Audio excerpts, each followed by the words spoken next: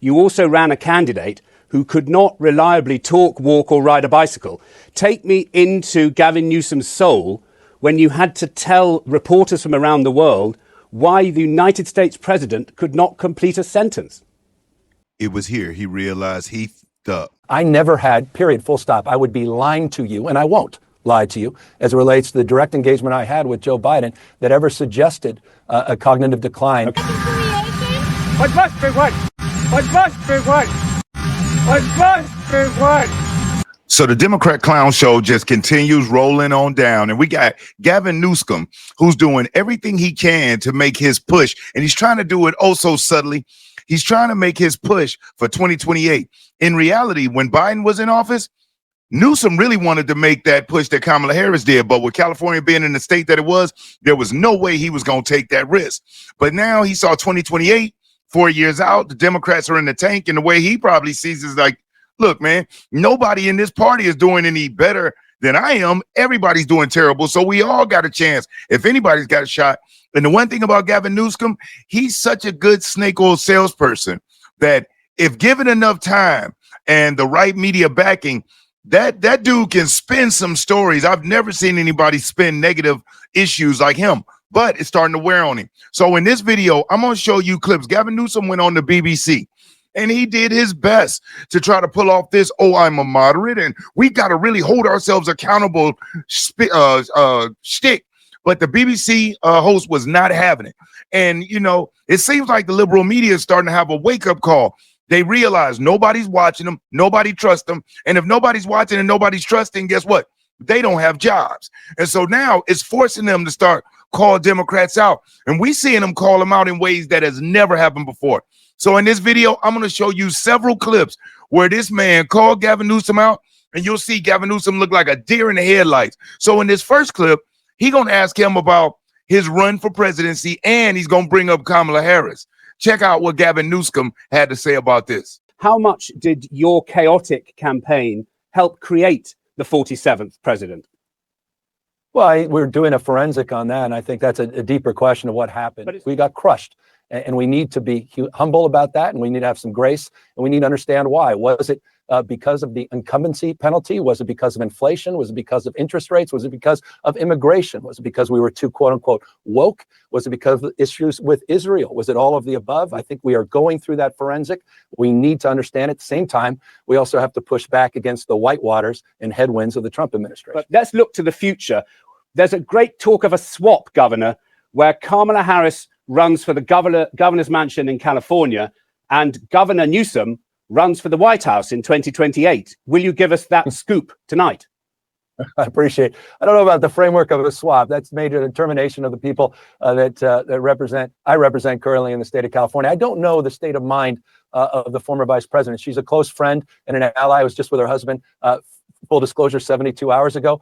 He didn't lead me on to any understanding or insight as to what decision she's going to make. She just gave a speech that got some attention a few days ago in San Francisco, but didn't leave many clues about whatever decision she's going to make. Okay. But I am termed out, and I have another 18 months, and we'll see where fate takes us.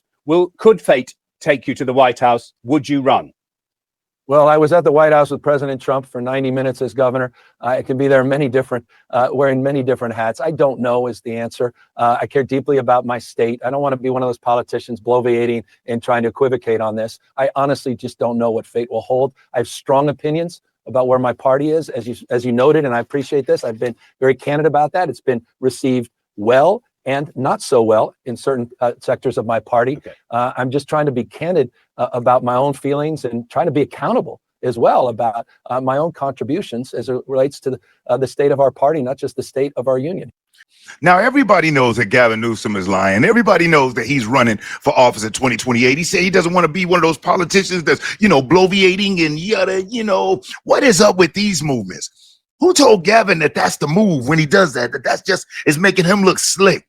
No, and if you look at his face, look in Gavin's eyes. Do you see how red they are and how wore down they look?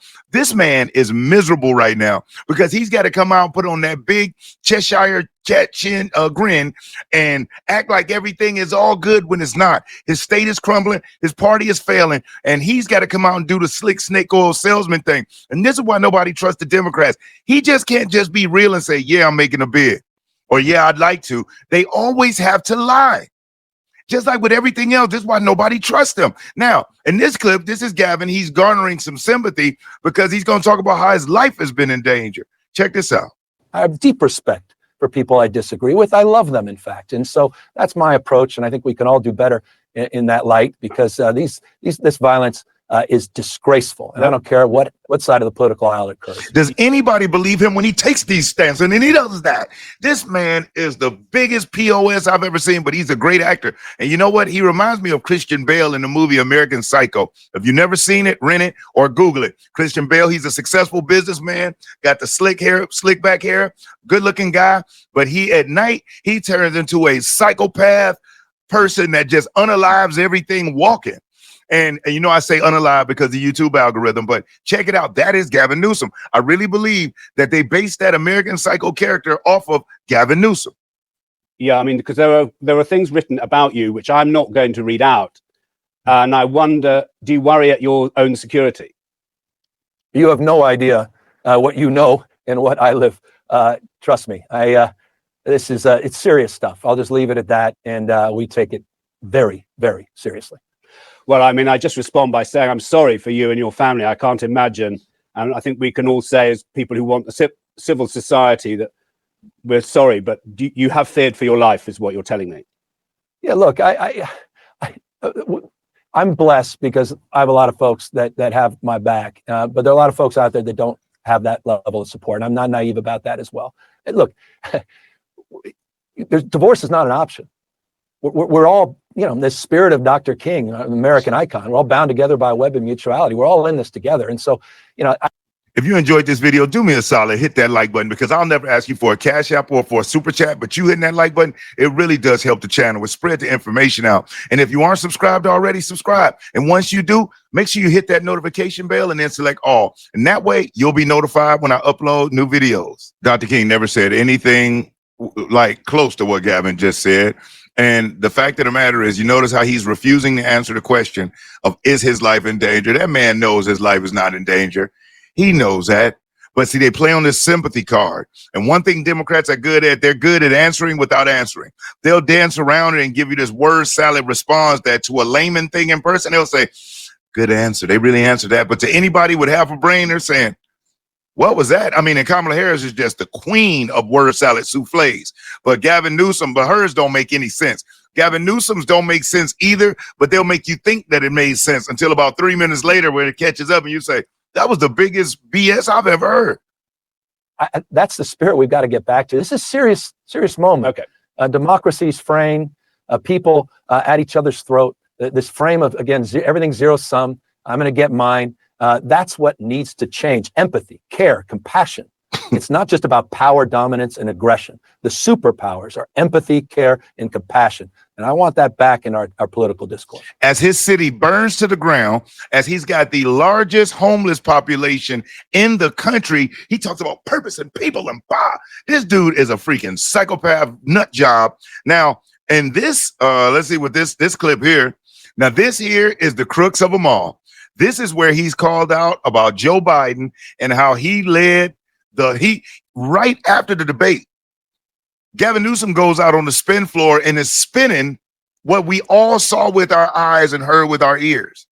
And now listen to the response that he gives as to how he justifies what was going on with Joe Biden and his part in the biggest lie ever told in the political system ever. We've never had a president that has been as incompetent as Joe Biden was. I mean, even Ronald Reagan in his second term had Alzheimer's, and the man put on a much better showing in the display. Matter of fact, most of the truth didn't come out until years later. They shielded Ronald Reagan, and he could get up and he could speak and he could be articulate. He eat his jelly beans and he slip a little bit. Joe Biden couldn't walk, talk, and chew gum. And apparently he was this bad since 2018, 2019. Not as bad as he was in 2024, but he was already slipping. That's why in 2020, remember, he didn't campaign. They used COVID and said Joe was hiding away in his basement. And the media said, oh, Trump making jokes and Trump conspiracy and that. No, they really were hiding him out in his basement. And remember how they told us, oh, no, those were deep fakes. And he wasn't wandering off at conferences and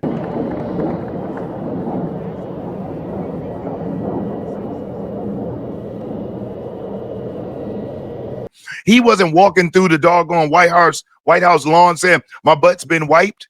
Does immigration need to be in reconciliation? Must it be in reconciliation? What must be what? What must be what? What must be what? What must be what? These things really happen. But check this out as Gavin gives his American Psycho spin doctor answer.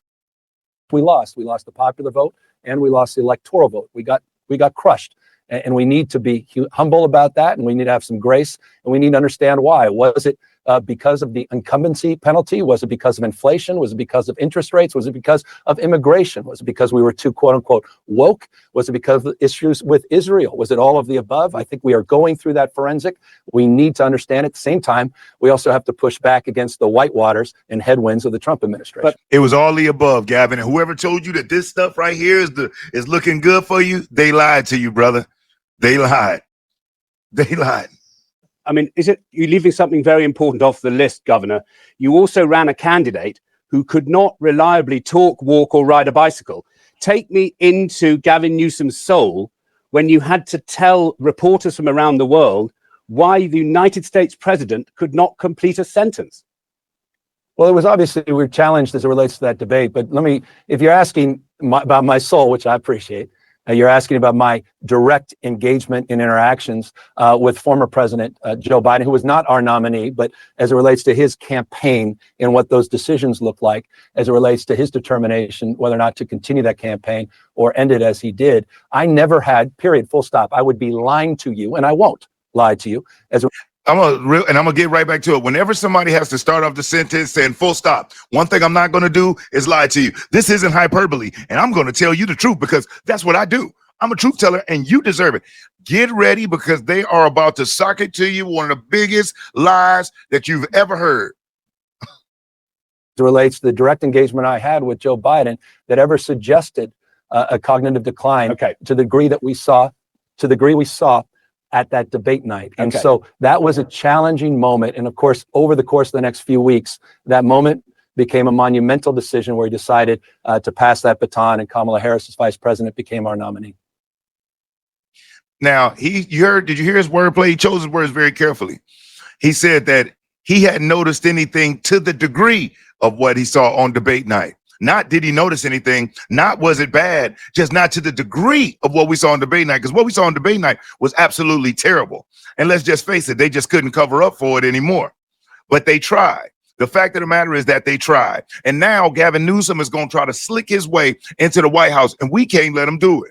We have to keep reminding these left-wing extremists exactly where they stood. And the beautiful thing about the internet is that it is undefeated. And it is always here to remind us of the idiotic, lunatic statements that these left-wing extremists have made over the years. Their false accusation against President Trump, the fact of the things that they said that were true, that were untrue, like the border being secure, inflation being transitory, all turned out to be fake. But luckily, we've got a data footprint that we can always hold up to show these left-wing extremists exactly what we think about them and why we are voting them out.